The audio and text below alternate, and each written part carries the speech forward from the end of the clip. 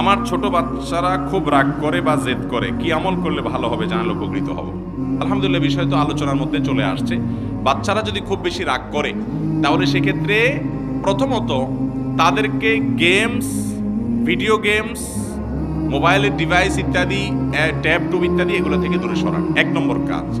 শারীরিক ব্যায়াম হয় এরকম খেলাধুলায় তাদেরকে অভ্যস্ত করেন, এটা হলো প্রাথমিক কাজ। এটা চ্যালেঞ্জ হিসেবে নিতে হবে। অনেক মা বাবা আছে বলে না মোবাইল না দিলে খায় না। আলহামদুলিল্লাহ, আমাকে আল্লাহ 3 বছরের একটা বাচ্চা দিছে, কই আমরা তো মোবাইল দেই না।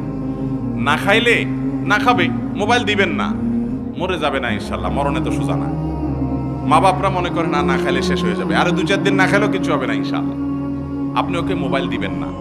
এখন মুশকিল হলো ওকে মোবাইল না দিয়ে তো উপায় নাই, কারণ আপনি নিজে সারাদিন ভূতের মতো মোবাইল টিপেন। আপনি সারাদিন মোবাইল টিপবেন আর ওরে বলবেন আব্বু মোবাইল টিপতে হয় না, মোবাইল দেখতে হয় না, ইউটিউবে আজেবাজে জিনিস দেখবেন, বাচ্চা আসলে আস্তে সরাই ফেলবেন। তখন ও বুঝে যে মোবাইল দেখার ভিতরে জগতের সকল কল্যাণ